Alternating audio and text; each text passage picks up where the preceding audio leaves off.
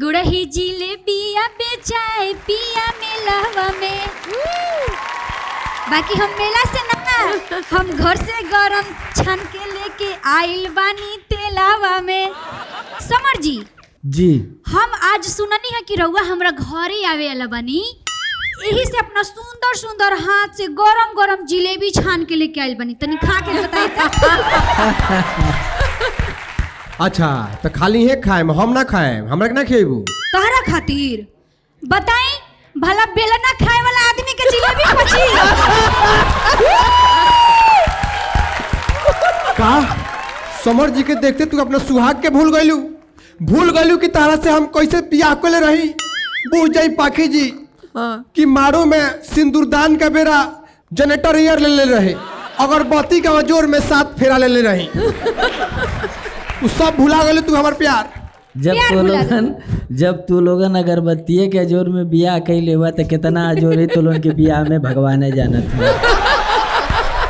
बात सही कहता नहीं, जब से जिंदगी में आयल भी हमरा जिंदगी में अंधकार हो गया, साफ अंधकार। चला दीपावली आवत है, दिया जरा के अंधकार मिटा लिया लोग। जानता नहीं समर जी, हमरा तो बुझाता कि ई मर्द फेरा में ना नशा में पड़ गइल बा। नासा में बनी हम तब तो वैज्ञानिक हुई है ही। अरे भाई नासा में वैज्ञानिक है ना जाना एकरा का बुझाई नासा में की नहीं भैया आजकल। अच्छा ये नशा हई वाला नशा ई जोन नशा कहतरी वही नशा कहतनी। बताई भैया आजकल नशा में के नहीं खे? बूढ़ से लेके जवान तक, लड़का से लेके सियान तक, छपरा से लेके सिवान तक। हाँ गोपालोगंज तक। बताई बूढ़ से लेके जवान तक, लड़का से लेके सियान तक, छपरा से लेके सिवान तक सब कोई नशा में बा। बिहार में बंद भाई भूल जाता और तुरंते सिवान से यूपी में ढूल जाता। नशा के चक्कर में। सही बात बा। हमरा तो बुझाता समर जी कि ई मर्द नासा में बा, नासा में। अरे तब तो तारा खुशी होखे के चाहिए जब ई नासा में बाड़े त। ये तो वैज्ञानिक न हुई है। ना ई तो और भूल बा। ई मर्द दारू के ना दोसर मेहरारू के नशा में बा। नशा में बनी हता तो समर भैया दुनिया में नशा में के नहीं खे? बताई पाखी जी के नहीं खे नशा में? बूढ़ से लेके जवान तक, लड़का से लेके सियान तक, छपरा से लेके सिवान तक। सही बात। बिहार में बंद भाई भूल जाता और सिवान से तुरंत यूपी में ढूल जाता। ई बात तो सही बा। अंदर से हिलत डोलत एकदम आवा तरह से के नहीं खे नशा में? बताई के बा नशा में? बताई भैया ये दुनिया में सब कोई नशा में बा। स्टूडेंट के पढ़ाई के नशा, रोगी के दवाई के नशा, मर्द के लुगाई के नशा, ठंडी में रजाई के नशा। लेकिन तारा के दूसरे भौजाई के नशा में है? सही बात के राज सही बात जब बा। तक मामला फाइनल नहीं हो जाए तो भैया ये बात बा। नशा में सब कोई बा। नेता में घूसखोरी के नशा बा, नेता में घूसखोरी के नशा, सरकारी फंड में चोरी के नशा। एकदम सही। नेता में घूसखोरी के नशा, सरकारी फंड में चोरी के नशा, अगुआ सोन में जोड़ी के नशा, पटीदार के सीना जोड़ी के नशा, सास के मुंह जोड़ी के नशा, ऐसा पतो सके काम चोरी के नशा। सास के मुंह जोड़ी के नशा, ऐसा पतो सके काम चोरी के नशा, आजकल के छपरी रंगदार सके लतखोरी के नशा। बताई आजकल नशा में के नहीं खे? ये नशा के देन बा कि आज नेपाल में सरकार गिर गई। ये तो सरकार कहां से आ गई? तो बताओ आज के जमाना में लड़का सा के इंस्टाग्राम यूट्यूब के नशा बा, उहे बंद करा देबो। हाँ तो सरकार ना पहाड़ भी गिर सेकंड पति देव जी, नशा के नाम से हमरो कुछ याद आ गइल। का याद आ गल तारा? नशा मेकअप के होखे चाहे शराब के। अच्छा नशा मेकअप के होखे चाहे शराब के, फर्क बस इतना बा कि शराब पी के लोग सुत जाला आ लड़की जब मेकअप करके आवेले तो सुतलो लोग के होश उड़ जाला। वाह वाह वाह भौजाई। ये तो अब ऐसा लड़की के कोई देख ले तो मुर्दों उठ के भाग जाई कि फिर से मरे के पड़ी। तो का करी, उठी ना।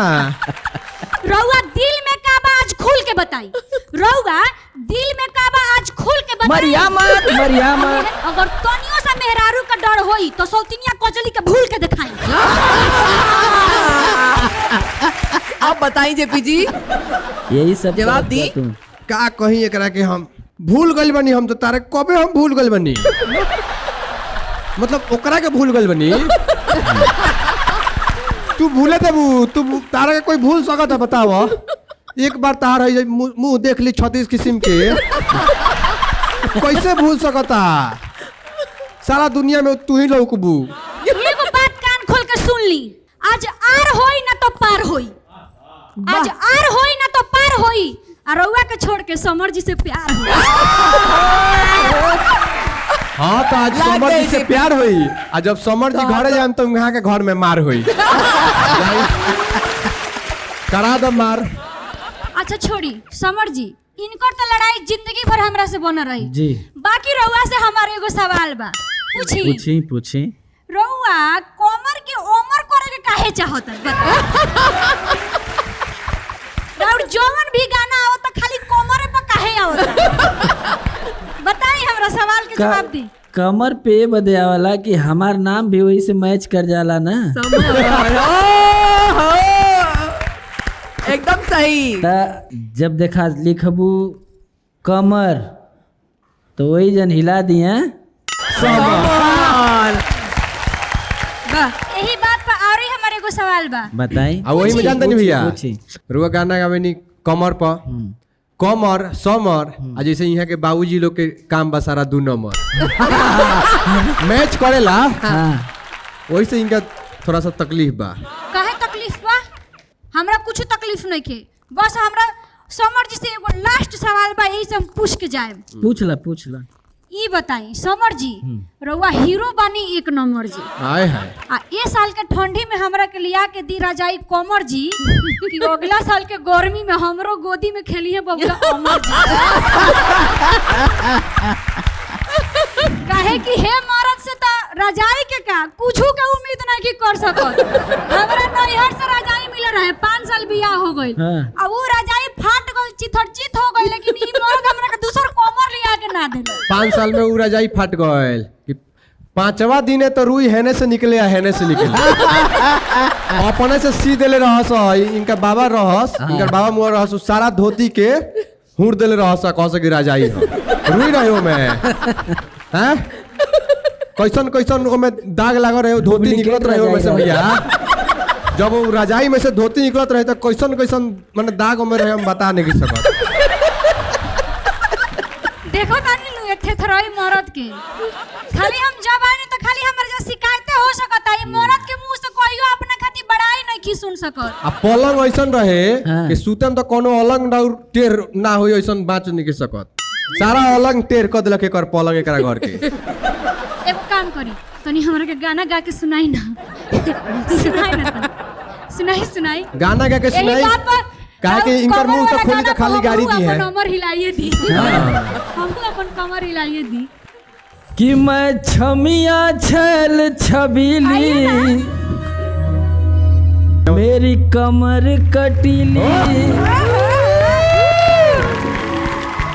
अब भौजाई के भी नचवाई दे में। काहे कि बड़ा खिसियाइल बाड़ी भैया से। हाँ माहौल तो नहीं ठंडा इनका से जाई। तो जिंदगी भर चलेला। यही से केहू आवेला हमरा दुआरे नो हाँ। तो सोचे नहीं कि बस रवे लोग। तो भौजाई के फरमाइश बाकी कमर वाला गाना हो जाए। हाँ। कि टूटा त दहिया बथता कलाई हाय हाय। क्या बात बा? अले आवा देवरू दर्द के दवाई। या बताओ तारी कैसे। और कि सुत गई सैया से रतिया चपक के। ओए होए होए होए। का भइल? का भाई? हाँ भाई। कि ककरी भइल बा कमरिया लपक के। या यही वाला ना। हाँ। चलावा त ककरी भइल बा कमरिया लपक ककरी भइल बा टूटता देहिया बथता कलाई ले आवा देवर दर्द के दवाई ए भैया और की सुत गई सैया से रतिया चपक के। हम तो चाहत कि भैया भौजी दोनों जाने खूब चपक के सूते हैं झगड़ा लड़ाई ना होके कंबल ना बल्कि रजाई ओढ़ के सूते हैं और की सुत गई सैया से रतिया चपक के तो का भइल कि ककरी भइल बा कमरिया लगे ककरी भइल बा कमरिया लगे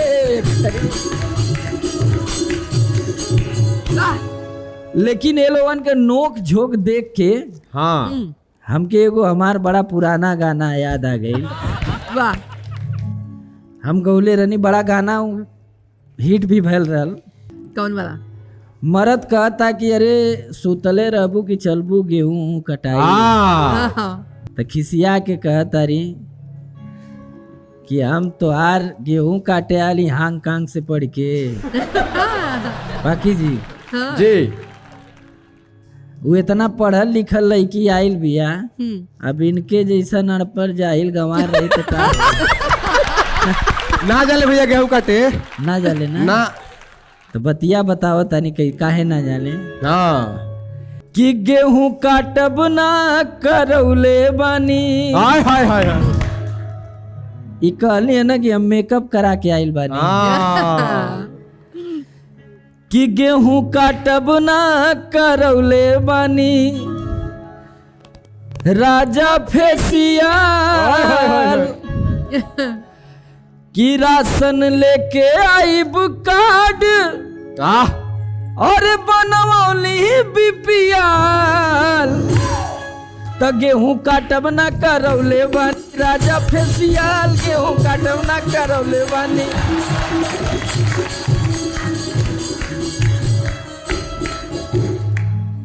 ई तो मानला भौजी कह दनी भैया से लेकिन भैया के तरफ से भी अब एगो होखे के चाहिए ना काहे कि कमजोर हो जाइए हमरे रहते कमजोर हो जाइए बहुत समाज के शोषण हो जाए। लेकिन भैया का कहता रहे कि रह तू गोरे छछुनरो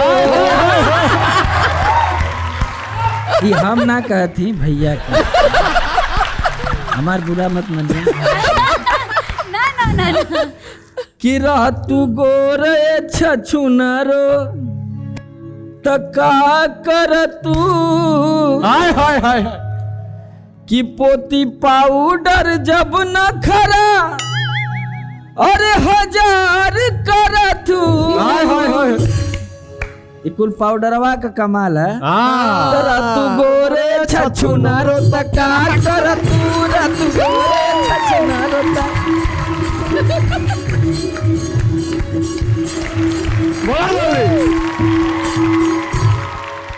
लेकिन हम गोर बानी टेंशन नहीं खे हम सुंदर बानी ई तो छुछुनर के बिल उजले रहल की का हमरा जैसन मेरा इनका मिल हो देखी भैया अब नहीं, बात तो तुम्हार सही है कि सुंदर तो तू हो खाली दिमाग से पैदल बड़ी दिमाग से पैदल बनी रउआ बियाह हो गल बनू हाँ। रउआ बियाह कर लेले बनी नु पूरी दुनिया जानत है त ए मरद के सिखाई कि मेहरारू के केंग रखल जाला केंगो रखल जाला। हां बताई कि मेहरारू के केंग रखल जाला ये कुछ सिखावे वाला बात ना वो खुद उनके एक्सपीरियंस है एक्सपीरियंस रही तो रोज-रोज लड़ाई करता इतना तू चाप देलू कि का वो अपन एक्सपीरियंस से बाहर ना निकाल पावत तो ऐसा मरद के एगो ना करम नु तो दूसर मेहरारू के तो फेर में पड़ला ही बड़न तीसरों के फेर में पड़ जाई है अच्छा इनके देख के ना लगा था कि बेचारू डबल हुआ तो डबल कुचलल शोषित वंचित पिछड़ा आती पिछड़ा हैं?